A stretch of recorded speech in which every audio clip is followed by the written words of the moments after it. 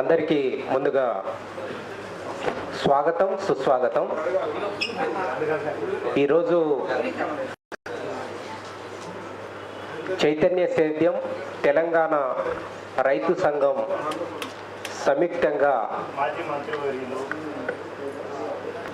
చైతన్య సేద్యం 10 సంవత్సరాలు పూర్తి చేసుకున్న సందర్భంగా సెమినారు నిర్వహిస్తున్నాము. తెలంగాణ రాష్ట్రం విడిపోయిన తర్వాత రాష్ట్రంలో వ్యవసాయం మీద చర్చ జరగాలి, వ్యవసాయ రంగం మీద వస్తున్న అంశాల మీద గ్రౌండ్ లెవెల్లోకి తీసుకెళ్లడం కోసం ఒక కార్యకర్తలాగా ఒక పత్రిక ఆర్గనైజర్ పత్రిక ఉండాలనేది తెలంగాణ రైతు సంఘం భావించింది. అందులో భాగంగా ఆ పత్రిక తీసుకురావడం కోసం చాలా కష్టపడుతూ ఇప్పటికీ 10 సంవత్సరాలు పూర్తి చేసుకుంది. ఈ సందర్భంగా సెమినారు నిర్వహిస్తే బాగుంటుందనేది చైతన్య సేద్యం సంపాదక వర్గం భావించింది. అందులో భాగంగా ఈ రోజు అంశం ప్రతికూల వాతావరణ పరిస్థితుల్లో పంటలు రైతుల బీమా అవసరాలనే అంశం మీద సెమినార్ నిర్వహించాలని, ఈ సెమినార్కు ముఖ్య అతిథిగా వక్తగా ప్రొఫెసర్ ఆర్ రామ్ కుమార్ గారు Tata institute of social sciences అందులో ప్రొఫెసర్గా పనిచేస్తూ ఉన్నారు. అదే రకంగా మన ఆల్ ఇండియా కిసాన్ సభలో కూడా ఉన్నారు. వారిని పరిచయం కావాల్సిందిగా ముందుగా కోరుతున్నాను. అదే రకంగా ఈరోజు ఈ సెమినార్కు అధ్యక్షత వహించాల్సిందిగా చైతన్య సేద్యం సంపాదకులు అరిబండి ప్రసాదరావు గారిని వేదిక మీదకి సాదరంగా ఆహ్వానిస్తున్నాను.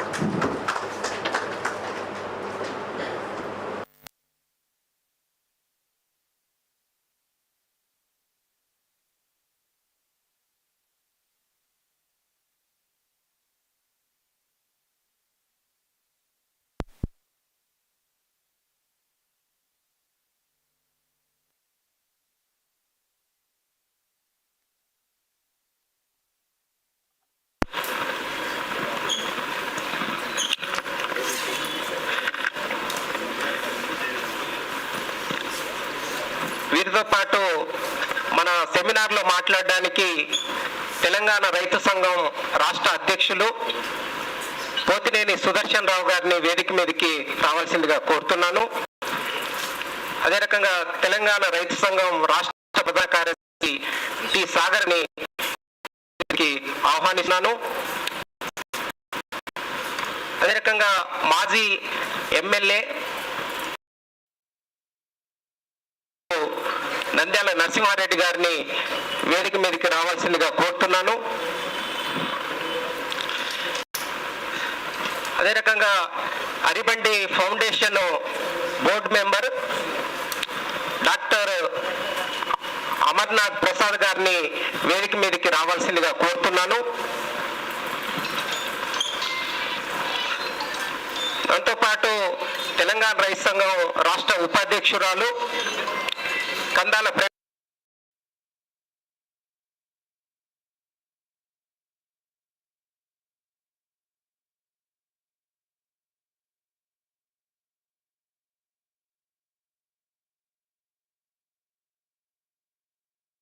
రండి.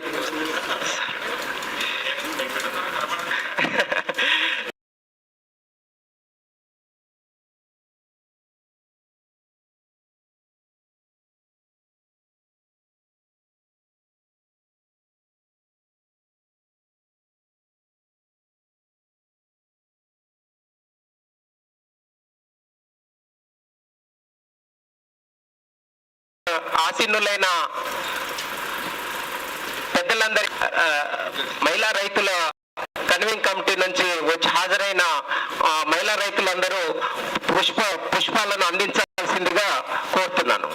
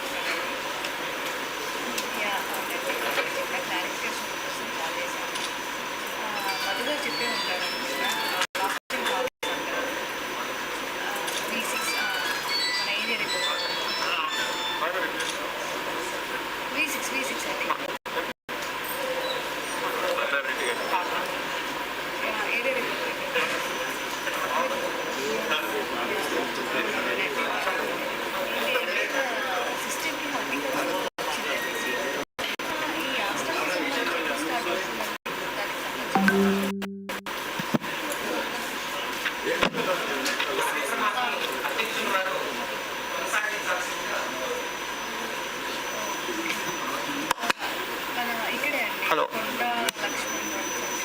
హలో మిత్రులారా, ఈరోజు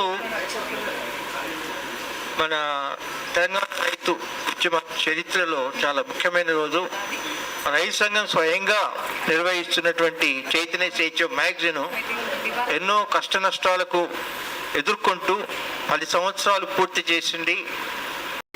అది ఎక్కువ భాగము రైతుల సమస్యల మీదే కేంద్రీకరిస్తుంది. సాంకేతికాలు అందించే ఎన్నో మాధ్యమాలు ఉన్నాయి, ప్రోగ్రామ్స్ ఉన్నాయి, కానీ మనం కేంద్రీకరించేది మాత్రం రైతుల సమస్యలు గుర్తించి వాటి పరిష్కారానికి కృషి చేయటం అనేది ఈ మ్యాగజైన్ యొక్క లక్ష్యము. ఇదే లక్ష్యము తెలంగాణ రైతు సంఘం కూడా ఉన్నది. అయితే 10 సంవత్సరాలు పూర్తి చేసుకున్న సందర్భంలో ఇది ఒక ముఖ్యమైనటువంటి మైల్ రాయి. ఈ సందర్భాన్ని పురస్కరించుకొని చరిత్రలో జ్ఞాపకం ఉంచేటట్లుగా మన ఉద్యమాన్ని సూచిగా వచ్చే 4-5 సంవత్సరాలు ఉండేటట్లుగా మేము మారుతున్న ప్రతికూల వాతావరణ మార్పుల ప్రభావం, తర్వాత ఈ రైతులు ఇప్పటికే సంక్షోభ పరిస్థితుల్లో ఉన్నారు, వాళ్ళ దుస్థితిపై ఎలా ప్రభావం ఉంటుంది, దీన్ని ఎలా పరిష్కరించాలనే దాని మీద ఆ లక్ష్యంతో ఇది ఏర్పరిచాం. ఈ సందర్భంలో వీటిని వివరిస్తూ ఒక బుక్లెట్ ఒకటి రిలీజ్ చేయబడుతుంది. ఇప్పుడే ఫస్ట్ రిలీజ్ ఫంక్షన్ ఉంటుంది. దాని తర్వాత మన ముఖ్య అతిథి ఈ ప్రతికూల వాతావరణ మార్పుల యొక్క దుష్ప్రభావాలను ఎదుర్కోవటానికి, దుస్థితిలో ఉన్నటువంటి రైతాంగానికి ఎదుర్కోవడానికి అంతిమంగా పనికొచ్చేది, మౌలికంగా పనికొచ్చేది క్రాప్ ఇన్సూరెన్స్. బాగా పటిష్టమైనటువంటి క్రాప్ ఇన్సూరెన్స్ తోటి కేవలము పంటల బీమాకే కాక రైతుల యొక్క ఆదాయం కోల్పోతారు. ఇప్పుడున్న ఆర్థిక విధానాలలో మార్కెట్లో ధరలు, వ్యవసాయ ఉత్పత్తులు తీవ్ర హెచ్చుతగ్గులకు గురవుతున్నాయి.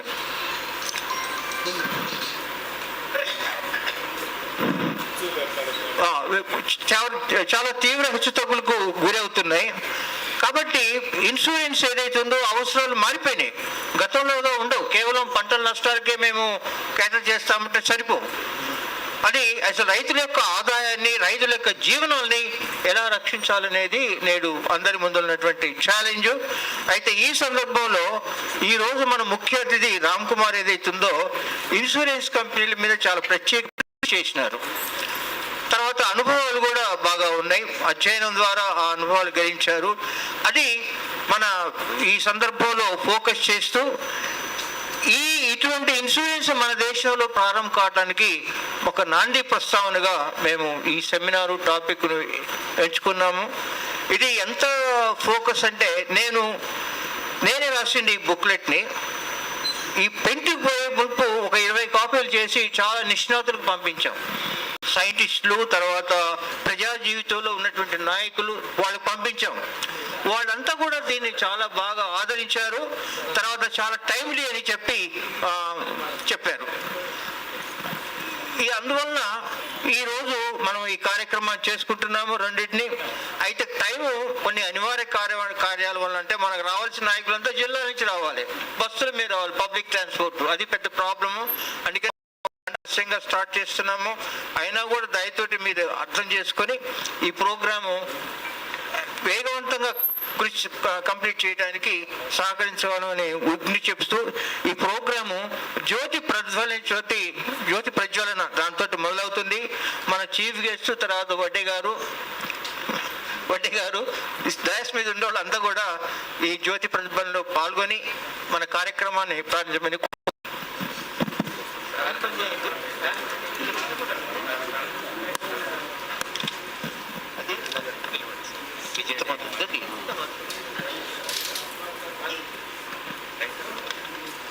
మీరు చెప్పండి. పద్మక్క ఏది? డాక్టర్ పద్మాకర్ రావు గారు, తర్వాత విజయ డైరీ మాజీ జిఎం గారు వేదిక మీదకి రావాలని కోరుతున్నాను.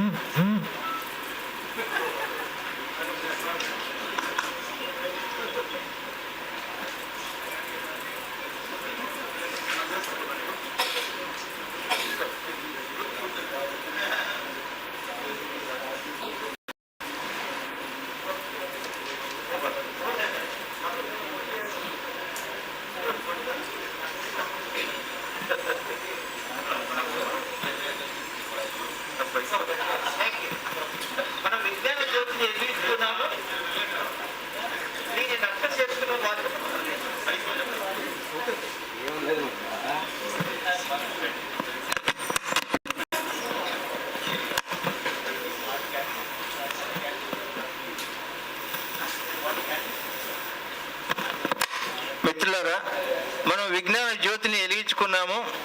దానిని పెంచి పోషించి రక్షించుకునే బాధ్యత మనందరిది. ఇప్పుడు ఈ ప్రోగ్రాం మొదలవుతుంది, ఎక్కువ టైం కూడా లేదు. అందువల్ల మొట్టమొదలు ఈ సబ్జెక్టుకే పూర్తిగా కేంద్రీకృతమై అంకితమై వచ్చినటువంటి ప్రచురణ, అది నేనే రాశాను. దాన్ని ఈరోజు డాక్టర్ పివి అమర్నాథ్ గారు దాన్ని వీరు రిలీజ్ చేస్తారు. వీరు అరిబెండి ఫౌండేషన్ సభ్యులు. తర్వాత ఆర్బిట్రేషన్ లాలో పిహెచ్డి చేసినారు. చాలా రేరు, అది చాలా అనుభవం ఉన్నవారు. వీరిని రిలీజ్ చేయమని మేము అడిగాము, రిక్వెస్ట్ చేసినాము. చీఫ్ గెస్ట్కి బట్టి తీసుకో.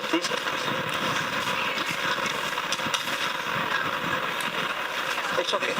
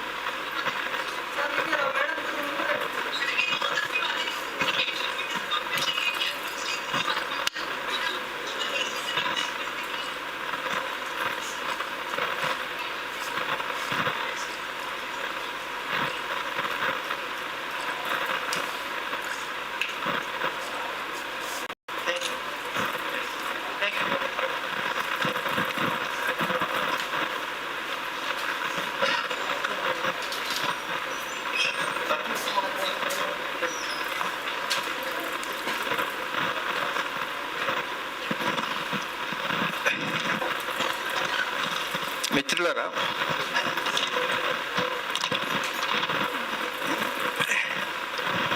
ప్రతికూల వాతావరణ మార్పులు, రైతుల దుస్థితి నివారణ, ఈ పుస్తకం ఏదైతుందో బుక్లెట్ రిలీజ్ చేయబడింది. ఇది అందరికీ అందుబాటులో ఉండేలా దీని ధర కూడా చాలా తక్కువగా పెట్టాము. జస్ట్ ప్రింటింగ్ కాస్ట్ వచ్చేటట్టే పెట్టినాము, మిగతా ఏ ఖర్చులు కూడా పట్టించకుండా.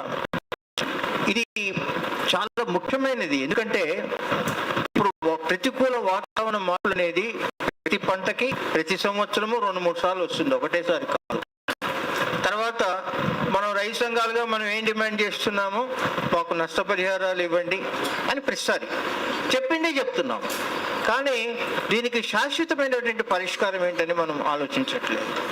దానివలన అది ప్రభుత్వం కూడా పట్టించుకోవటం లేదు, తన బాధ్యత నుంచి తప్పించుకుంటుంది. కేంద్ర రాష్ట్ర ప్రభుత్వాలు ఏదో నామినల్గా కొంతగా ఇచ్చినట్టు నటిస్తుంది తప్ప నష్టపోయిన రైతులకి నిజంగా పరిహారం అనేది లభించటం లేదు.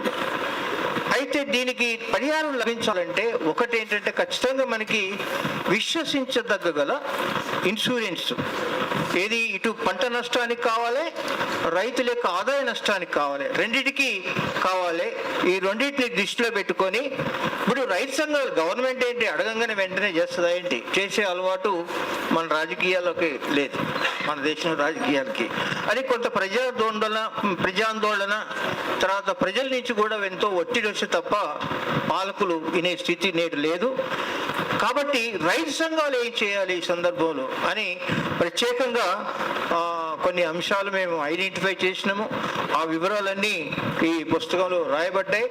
ఇది నిపుణులతో చర్చించింది, ఇది నేను స్వయంగా రాసింది కాదు, నిపుణులతో చర్చించింది. తర్వాత ప్రజా సంస్థలో ఉన్న నాయకులు, పెద్ద పెద్ద నాయకులతో చర్చించి రాసింది. కాబట్టి వీటిని కొద్దిగా సీరియస్గా తీసుకోవాల్సిన అవసరం ఉంది. దీంతో పాటు ఇంకా దీంట్లో ఏమైనా యాడిషన్స్, అనుభవాలు పెట్టి యాడిషన్స్ డిలీషన్ చేయొచ్చు. కానీ ఇది మాత్రము ఒక దిక్సూచిగా వచ్చే ఒక 4-5 సంవత్సరాలకి రైతు ఉద్యమానికి పనికొస్తుందని చెప్పి నేను విశ్వసిస్తున్నాను. ఇప్పుడు మీడియా మాట్లాడుతున్నాను. ఇప్పుడు ప్రస్తుతం మన ముఖ్య అతిథి రామ్ కుమార్ గారు, రామ్ కుమార్ గారు ఉపన్యసిస్తారు. ఏది ప్రతికూల వాతావరణ మార్పులు, తర్వాత ఇన్సూరెన్స్ అవసరాలు, ఇన్సూరెన్స్ ఎలా ఉండాలి అనే దాని మీద కేంద్రీకరించి మాట్లాడతారు. వారు ఇంగ్లీష్లో ఉపన్యసిస్తారు. తర్వాత దానిని జగదీష్ గారు తెలుగులోకి అనువదిస్తారు. I request Jagdish to come on to the dais.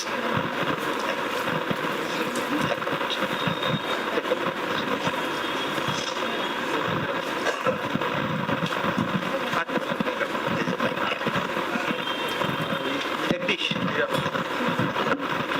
you sit down there. You sit in my seat. Okay. No, don't stand. Please sit down. No, he has to take notes. It's very. I always insist that translators must sit down and they must have a table. Otherwise, what they do is these translators do this. This is very unfair. Yeah. Thank you, very distinguished people on the dais, comrades of the Kisan Sabha, other activists, media. I'm very happy to be here speaking this platform of All India Kisan Sabha, that too in Hyderabad, where I've come many times, and it's always a pleasure to come back and speak on this forum on this very important topic. So what I will do is I will speak part by part, and I will request the translator to translate. Friends and comrades, the first point that we are discussing today is climate change. It is in the context of climate change that we are discussing the problem of crop insurance. Now, in school textbooks, we study a difference, and that difference is the difference between climate and weather. These are two different terms. But sometimes in the discussions that we generally have, these two terms are generally confused with each other. In many regional languages of India, there is no separate term for climate and weather. In my mother tongue, Malayalam, it is called Kalavastha. But Kalavastha is climate, Kalavastha is also weather. So what is the difference between climate and weather?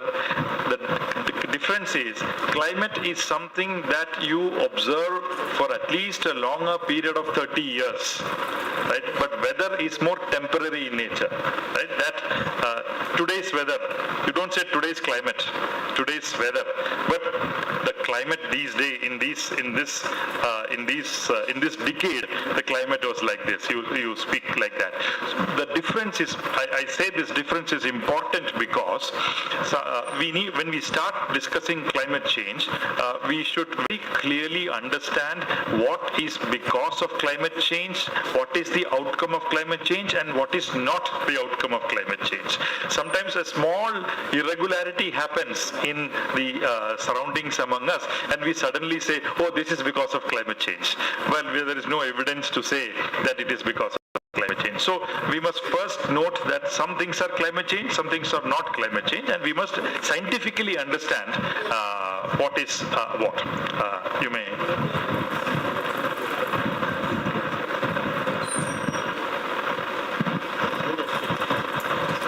Sit down and talk. Yeah, actually, Presidium wants to insist. They are insisting me to stand. Presidium will say all that. Okay. మొట్టమొదటిలో ఇక్కడ హైదరాబాద్లో జరుగుతున్న ఈ వేదిక, ఈ అంశం సంబంధించి నన్ను పిలిచారు. ఇక్కడికి విశిష్ట అతిథులు వచ్చారు, అట్నే ఆల్ ఇండియా కిసాన్ సభ నాయకుడు వచ్చారు. వాళ్ళందరికీ పాల్గొన్న మీ అందరికి కూడా ఫస్ట్ ధన్యవాదాలు తెలుపుతున్నాను. నా ఇక్కడ రావడం, హైదరాబాద్ రెగ్యులర్గా వస్తుంటాను. హైదరాబాద్కి రెగ్యులర్గా వచ్చిన దాంట్లో మీ అందరితో రెగ్యులర్ కలుస్తూ ఉంటాను. ఇప్పుడు కూడా ఈ అంశం మీద మాట్లాడడం నాకు చాలా ఆనందంగా ఉంది. అయితే ఫస్ట్ ఈ మొత్తం నా టాపిక్లో, వాతావరణ మార్పుల టాపిక్లో ఫస్ట్ నేను ఒక విషయం చెప్పదలుచుకున్నాను. వాతావరణ మార్పులు అన్నప్పుడు జనరల్గా మన స్కూల్ టెక్స్ట్ బుక్స్లో 2 పదాలు ఉంటాయి.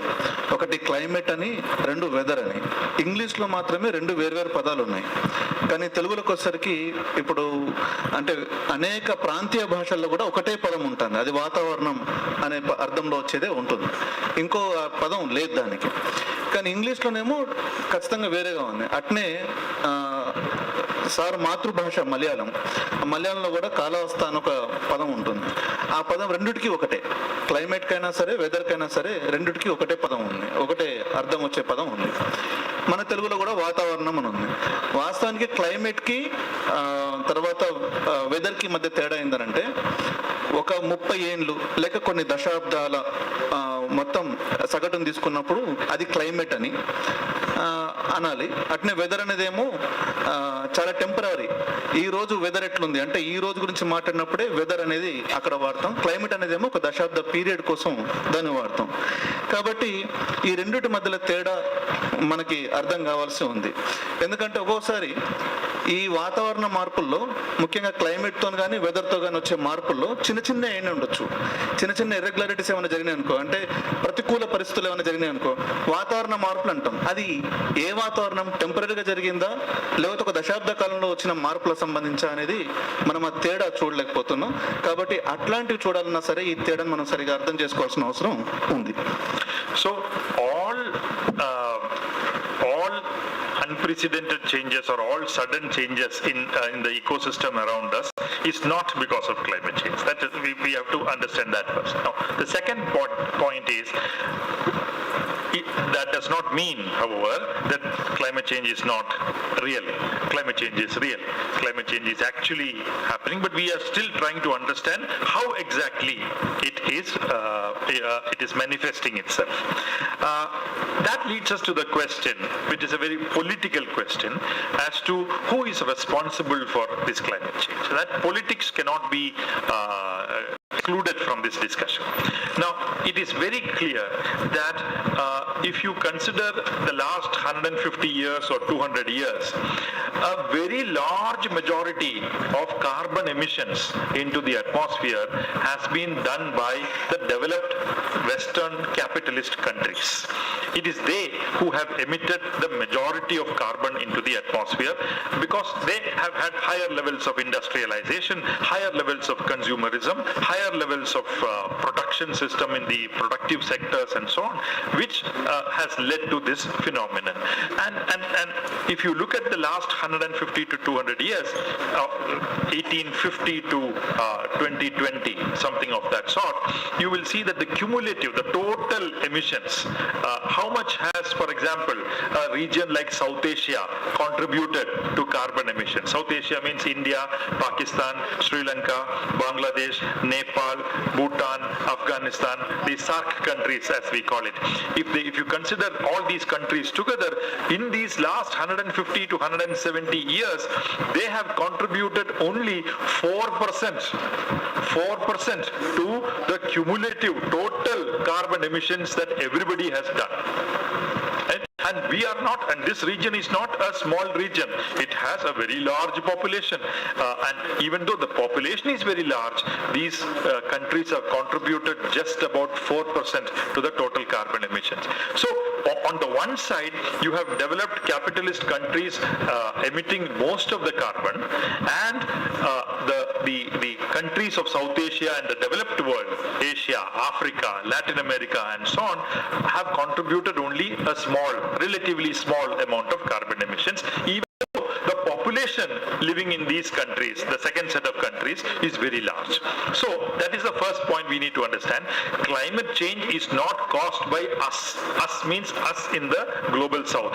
Climate change is caused by the developed capitalist countries of the global north, that they have emitted most of the carbon, they have burnt most of the fossil fuels and so on. Now that is one part of the problem, which also means that who has the responsibility to address climate change? They, not us. That is also important. If you have emitted very large majority of the carbon into the atmosphere. It is your responsibility, that is the developed capitalist world's responsibility, to take leadership in reducing carbon emissions. Now, you cannot say that we in South Asia, we are emitting just 4% in the last 150 to 170 years. You reduce your carbon emission. How can we? We have not emitted anything. And even if a country like India reduces its carbon emission, nothing is going to happen to climate change, because this carbon does not know where European border ends and Asian border begins. The carbon does not know countries' borders. Carbon just travels through the air, bro. So carbon does not understand national borders. So whoever emits, wherever, it affects everybody in the world. As a result, even though the global south, that is developed countries like India, Africa, etc., have emitted only a small percentage of the total carbon emissions, they are the biggest sufferer of climate change. We don't emit, but we suffer the most. This politics of climate change must be understood very clearly before we enter this discussion.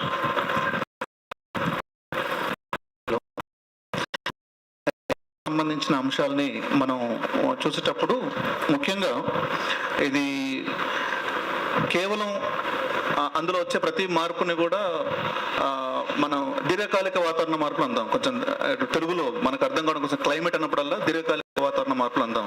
నేను ఆ పదం వాడుతున్నాను మన సౌలభ్యం కోసం. ఆ దీర్ఘకాలిక వాతావరణ మార్పుల్ని మనం స్టడీ చేసేటప్పుడు గమనంలో పెట్టుకోవాల్సింది ఏంటంటే, మనకి ఏవైనా ఒకటి జరగకూడదు జరుగుతుందనుకో, ప్రతిదాన్ని వాతావరణ మార్పులతో లింక్ చేయకూడదు. కానీ అదే సందర్భంలో ఒకవేళ మనం అట్లా లింక్ చేయాల్సి వస్తే ఈ దీర్ఘకాలిక వాతావరణ మార్పులకి కారణం ఎవరవుతారో దాన్ని చూడాలి.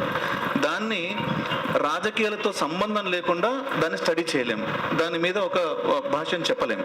అందుకోసమే మనం ఖచ్చితంగా రాజకీయ పరంగానే దీన్ని ప్రశ్నించాల్సి ఉంటుంది.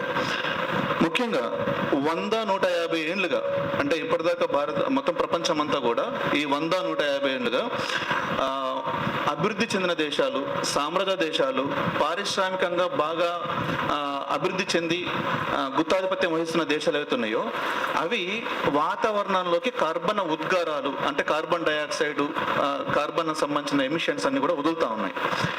అవి మొత్తం వాతావరణాన్ని కలుషితం చేసి పెట్టినాయి. అయితే వాటి పాత్ర చాలా ఎక్కువ. కానీ ఇంకో వైపు చూసుకుంటే మొత్తం మన దేశం ఉంది. ఉదాహరణకి మన దేశము గ్లోబల్ సౌత్ అంటాం, అంటే దక్షిణం వైపున ఉన్నాయి.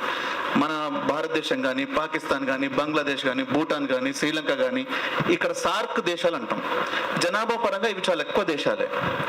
కానీ ఇవి ఒక 150 నుంచి 175 ఏళ్ళలో లెక్కలు తీస్తే ఇప్పటిదాకా కర్బన ఉద్గారాలు 100 ఉత్పత్తి అయినాయి అనుకుంటే అందులో 4% మాత్రమే చేసినాం. అంటే ఒక రకంగా చెప్పాలంటే జనాభా ఎక్కువ, వైశాల్యము ఎక్కువ, ఒక రకంగా జీడిపి కూడా ఎక్కువే. అయినా సరే ఈ ప్రాంతం అంతా కూడా కర్బన ఉద్గారాల్లో దాని వాటా కేవలం 4% మాత్రమే ఉంది. మరి 96% ఎక్కడి నుంచి వచ్చింది? ఉత్తర భూభాగం నుంచి వచ్చింది. ఉత్తర భూభాగం అంటే సామ్రాజ్య దేశాలు, ధనిక పెట్టుబడిదారు దేశాలు ఏవైతే ఉన్నాయో, పారిశ్రామికంగా బాగా అభివృద్ధి చెందిన ఏవైతే ఉన్నాయో అటువైపు నుంచే ఉద్గారాలు అనేది బాగా వచ్చినాయి. ఇప్పుడు అట్లాంటప్పుడు మరి వాతావరణం మార్పు వచ్చినప్పుడు ఈ సమస్య పరిష్కారం చేయాలన్నప్పుడు ఎవరు ముందు నిలబడాలి? కానీ వాళ్ళే ముందుకు రావాలి. ఎవరైతే ఈ 96% కర్బన ఉద్గారాలని బాగా వదిలేసిర్రో వాళ్ళు ముందుకు రావాలి. వాళ్ళు దాన్ని నాయకత్వం వహించాలి, వాళ్ళు దాన్ని బాధ్యత వహించాలి. కానీ వాళ్ళు ఏం చేస్తున్నారంటే మీరు తగ్గించండి అని మన వైపు చూపిస్తున్నారు. అంటే గ్లోబల్ సౌత్ అండ్ ప్రపంచంలో దక్షిణ వైపున చూపిస్తున్నారు, మనల్ని చూపిస్తున్నారు. భారతదేశం లాంటి లేదా ఈ సార్క్ దేశాల్లో ఉన్న ఈ దేశాలన్నీ కలిసి కర్బన ఉద్గారాలను ఎంత తగ్గించినా దాని ప్రయోజనం ఏమి ఉండదు. ఎందుకంటే మనది 4% వాటానే, మొత్తం ఉద్గారాల్లో 4% వాటానే మనది ఉంది. ఇంకోటి కూడా గమనంలో పెట్టుకోవాలంటే కర్బన ఉద్గారాలకు ఏమి బౌండరీలు ఉండవు. ఇక్కడ పోతే భారతదేశం, అటు పోతే ఐరోపా అని అదేమనుకో, ఒకసారి గాల్లో కలిసిన తర్వాత భూమి మీద మొత్తం పోతుంది. భూమి మీద పోతే ఓజోన్ పొరను దెబ్బతీస్తుంది. కాబట్టి కర్బన ఉద్గారాలకి బార్డర్లు ఉండవు, కానీ ఉత్పత్తి చేసే వాళ్ళకి మాత్రం బార్డర్లు ఉన్నాయి. ఆ ఉత్పత్తి చేసే దాంట్లో ఉత్తర భాగంలో ఉన్న వాళ్ళకి మాత్రమే ఇది వాళ్ళ బాధ్యత ఎక్కువగా ఉంది. ఈ విషయాన్ని మనం అర్థం చేసుకుంటేనే నెక్స్ట్ టాపిక్లోకి మనం వెళ్ళేందుకు అవకాశం ఉంటుంది. This is very important because the countries which do not emit, the global south, as I said, they are home to the largest percentage of the world's poor people. Right? So the region where the world's largest proportion of poor people live, they emit very little. In other words, it is the poor who do not emit but are the largest sufferers of climate change. This is where we need to understand the meaning of the term, what I would call, and some other scientists call, as carbon imperialism. Carbon imperialism is a situation where you basically have a situation where the global north is emitting the most and the global south is emitting very little, but the global north is telling the global south, we will not reduce carbon emission, it is you who have to reduce carbon emission. So the global south is being told by global north, you reduce carbon emission. How can we reduce carbon emission? We emit only 4% anyway. And if we emit only 4%, how much should we reduce further? Now, then we will have no electricity, we will have no other forms of energy available, because all forms of energy require some kind of carbon emission. So the first point to note here, so as a result what happens? Because of this carbon imperialism is they tell us, that is global north tells global south to reduce carbon emission, number one, and then they say that you basically have to follow, you see in climate change, how do you address climate change? There are two ways of addressing climate change, two policies that are followed. One is called mitigation and the other is called adaptation. What is mitigation? You take a proactive role, you take a leadership role and say, I will reduce carbon emission, I will burn less fossil fuel, I will emit less carbon, I will not apply fertilizer, I will not do anything else, I will go completely into the bullock cart stage and I will completely go carbonless, right? So that is the ultimate thing, but ultimately you address climate change by reducing carbon emission. That is mitigation. But what is adaptation? Adaptation means because there are a lot of negative impacts of climate change coming in, you have to be immune to the adverse effects of climate change. If so, there is a drought, there is a flood, or there is some other extreme climate event, your agriculture, your livelihood, etc. must be protected from that adverse impact of climate change. That there you don't focus on reducing carbon emission, you actually focus on protecting your productive sector, protecting your population, protecting your poor, etc. That is called adaptation. So what global south needs is not mitigation, because it is not their responsibility. They should be focusing on adaptation. But the global north is saying, don't adapt, only mitigate. You focus on mitigation. That is what the global north is saying, and that is what I call as carbon imperialism in this presentation. This is something that we need to understand, because this mitigation versus adaptation is a big debate today. World Bank and different international organizations, etc., they are pushing so much of loans and other incentives. They are giving loans, etc., to developing country governments, including state governments in India, including Andhra Pradesh, for example, saying that you need, we are giving this loan to you, you please focus on mitigation. Whereas the requirement, which is completely ignored, is the finances or technology required in adaptation. This is becoming a big development problem in this world today as part of this carbon imperialism that I am talking about. ఈ కర్బన ఉద్గారాల వల్ల వాస్తవానికి మనం విడుదల చేయట్లేదు, కానీ మనం బాధితులుగా ఉన్నాం. ఈ పెద్ద దేశం అంటే భారత్ ఉన్న ఈ ప్రాంతం, దక్షిణ భారత ప్రాంతం, దక్షిణ భూగోళ ప్రాంతం ఏదైతే ఉందో, సార్క్ దేశాలు ఏవైతున్నాయో, ఇవన్నీ అత్యధిక జనాభా ఉన్నాయి. ఇవి కర్బన ఉద్గారాలు వదలట్లేదు, కానీ కర్బన ఉద్గారాలకి బాధితులుగా ఉన్నాం. మనం బాధిత దేశాల్లోకి వస్తాం. కానీ బాధిత దేశాల మీద ఈ ఉత్తర భూగోళంలో ఉన్న అమెరికా సామ్రాజ్య దేశాలు ఏం చేస్తున్నాయంటే ఒక బాధ్యత నెడుతున్నాయి, మీరే దాన్ని తగ్గించండి అని. అయ్యా మేము అసలు ఉత్పత్తి చేయట్లే కదా, మేము ఏడ తగ్గిస్తాం. ఒకవేళ ఉత్పత్తి చేయాలంటే ఉదాహరణకి మనం కరెంటు వాడాలన్నా లేకపోతే ఏదన్నా శక్తి అంటే మనకి అవసరమైన ఎనర్జీని సమకూర్చుకోవాలన్నా ఖచ్చితంగా ఎంతో కొంత కార్బన్ డైఆక్సైడ్ బయటకు వస్తుంది, ఆ కర్బన ధరలు బయటకు వస్తాయి. ఇప్పుడు అవి కూడా మానేసుకొని కూర్చోవాలి. అంటే వాళ్ళు అట్ట తగ్గించమని చెప్తారు మనల్ని. వాళ్ళు మాత్రం ఏం తగ్గించారట, కేవలం దక్షిణ భూగోళంలో ఉన్న దేశాలన్నీ తగ్గించాలని వాళ్ళు ఒత్తిడి తెస్తా ఉన్నారు. అయితే అది ఎంత దూరం పోతుందంటే ముఖ్యంగా కర్బన ఉద్గారం తగ్గించే పద్ధతిలో 2 రకాలు ఉంటాయి. అంటే దీని ప్రభావాలను తగ్గించుకునేందుకు 2 రకాల పద్ధతులు ఉంటాయి. ఒకటేమో ఉపశమనం, అంటే ఉదాహరణకి కర్బన ఉద్గారాలు నేను తగ్గిస్తా, నా వాటా ఇంత కాబట్టి నేను తగ్గిస్తాను బాధ్యత తీసుకొని తగ్గించడం, అది వ్యక్తులుగా చేసేది. అట్లా మనందరం కూడా కలిసి తగ్గిద్దాము, ఆపత్తులో ప్రపంచాన్ని కాపాడుకుందాం అనేది ఒక పద్ధతి, ఉపశమన పద్ధతి అనుకుందాం. రెండో పద్ధతి, ఇక వాతావరణం ఎట్లాగో మారిపోయింది, చెడిపోయింది, దానికి మనల్ని మనం దానికి అన్వయించుకోవాలి, అంటే మనం దానికి పడేది రెండో పద్ధతి. అంటే ఒకటేమో తగ్గించే పద్ధతి, రెండోది మారిన వాతావరణ పద్ధతికి మనం అలవాటు పడాలి. ఈ 2 పద్ధతులు మన ముందు కనబడుతుంటాయి. ఇప్పుడు మిటిగేషన్ అంటే ఈ ఉపశమనం సంబంధించిన ఏవైతే ఉద్గారాలు తగ్గించాలంటున్నామో ఆ తగ్గించే వైపు వాళ్ళు తగ్గించకుండా మనం తగ్గించమని మనకు లోన్లు ఇస్తున్నారు. ముఖ్యంగా ఆయా దేశాలకు లోన్లు ఇస్తున్నారు. మన ఆంధ్రప్రదేశ్ లాంటి రాష్ట్రాలకు అయితే మనకు కూడా లోన్లు ఇచ్చారు. అదేంటంటే మీ దగ్గర ఈ కార్బన్ వాడండి అని లోన్లు ఇస్తున్నారు. మనల్ని ఉత్పత్తే లేదు మన దగ్గర, తగ్గించమని లోన్లు ఇస్తున్నారు. కానీ వాస్తవానికి లోన్కి ఇవ్వాలి. వాతావరణ మార్పులతోని చాలా దెబ్బతింటున్నాయి మన అన్ని పంటలు కానీ, మనుషులు కానీ, జీవాలు కానీ అనేక దెబ్బతింటున్నాయి. దెబ్బతింటున్నప్పుడు వాటిని కాపాడేందుకోసమే టెక్నాలజీ, రీసెర్చ్, ఇగో ఇలాంటి వాటికి వాస్తవానికి మనం డబ్బులు ఇవ్వాలి. వాటికి డబ్బులు ఇస్తలేరు. డబ్బులు ఇచ్చేది మనం సంబంధం లేని విషయాలు. అట్నే మనం అసలు ఆ పాపంలో భాగం లేదు, ఆ పాపంలో భాగం లేకపోయినా సరే ఆ పాపం తగ్గించుకోమని మనకు దాని మీద లోన్లు ఇస్తున్నారు. ఇది జరుగుతుంది. దీన్ని వాడుతున్నారు. ఆ పదం ఏంటంటే కర్బన సామ్రాజ్యవాదం అని. ఇంగ్లీష్ లో కార్బన్ ఇంపీరియలిజం అన్నారు.